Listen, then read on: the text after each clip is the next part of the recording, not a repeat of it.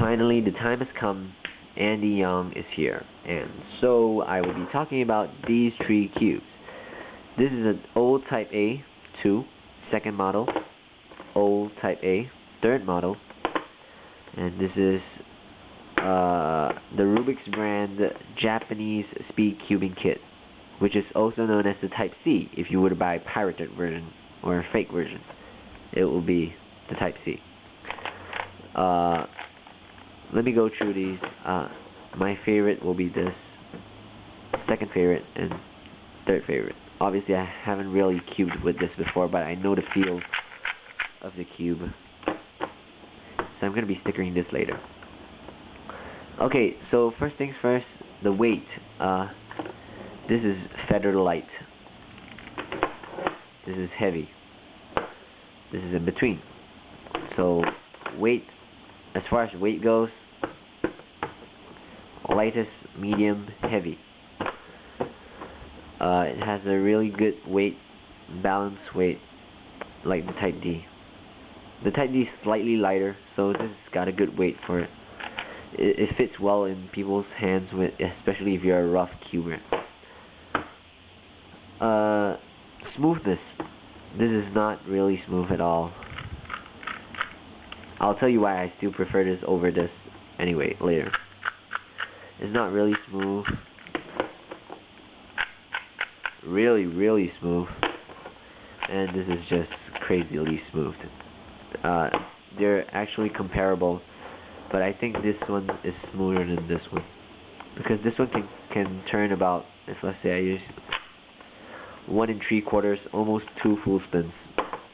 Almost a full rotation, a full 180 degrees rotation. For this one, it's 1.5. So this one is 1 and probably 1/4. Hardly turns this one. So this one spins really well. Spins quite okay. Not as good. They do not pop. Type A3s don't pop. Type A2s. If you do not tighten the tensions, they pop a lot. So I tighten them all. So this doesn't pop. Pops quite often. Rarely pops. It pops on me if I am too rough on a cube. But it doesn't fly out. That's a good thing, because when it pops, it only comes out like this. And it doesn't really distract myself, because I can just press it back in and continue myself. So it doesn't distract me even when it pops. So that's a really good thing. Next thing, the feel. The feel of this is really light. It has a really light feel. It has a feel like a Type F. I figured. It feels like a Type F. This one feels a bit like the DianSheng, although it's not as it doesn't lock up as much as the DianShengs. They slide really well. They feel quite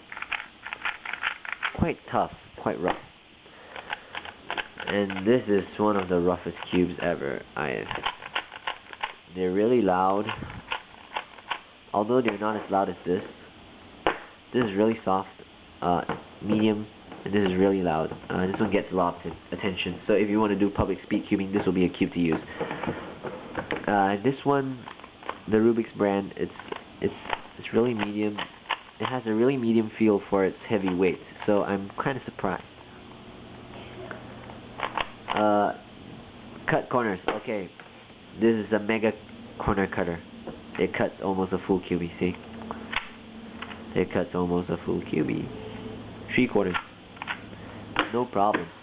3/4 is no problem for this thing. You can cut 3/4 on the top, 3/4 on the bottom. No problem.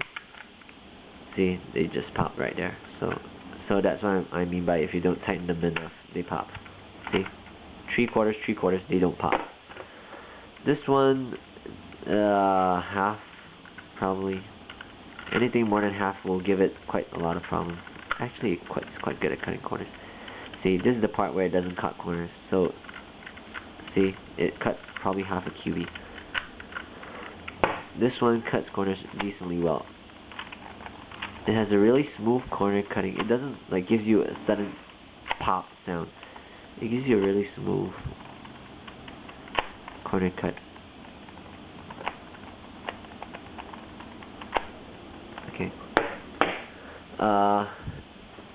Lockups doesn't really lock up. Locks up quite. It's not as often as the cube for you, but quite often for a Type A. These lock up occasionally. Very rarely do they lock up. They only lock up if you have this kind of situations where, yeah, you didn't spin it properly and you want to bring it down. You can push it up though. You can't bring it down. So that's the only part where it locks up. So 3 cubes, awesome cubes. The reason why I choose this over this is because this one pops and I'm a really rough cuber. So it will pop on me like crazy, and it will actually make me do some overturns. This one with my fingers, they actually turn perfect for it to cut corners. So even when I'm using my full strength, they won't like overturn on me.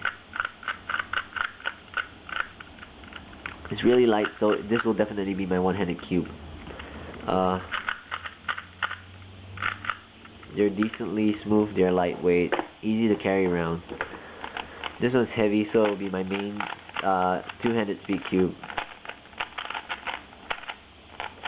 This one's really smooth. I don't know why, but this Rubiks Brand is like an awesome speed cube. So it's really smooth. Some people won't like it because it's too smooth. I like it very much. It gives me a really good time. Good times. These give me decent times. I have not actually tried speed cubing on it, but I don't know. They seem quite awesome. So I mean, I don't really bother.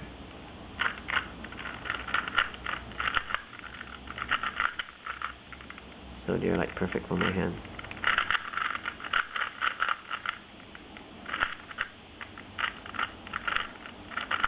Yeah. Error.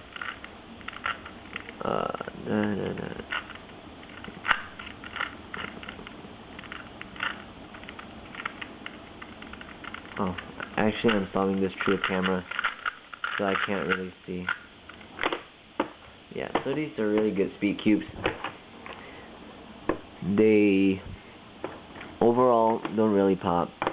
The tensions can be set quite tight, and they're still smooth. This one is a mega spinner. I don't know why. I don't know why this is so smooth, even though there are tracks on them. This one's not as smooth because this one has more tracks, but it has a really good balance feel. No tracks at all gives this awesome spinning ability. So yeah, it's actually all up to your preference. I like this, and this will be my sister speed cube, or I will just use it for fun. You know, just for speed cubing relays, or maybe if I change my mind on deciding to be a smooth speed cuber and not the rough one that I am. I mean that's the thing I do to my speed cube. I really go all out. Right, this is a really good speed cube.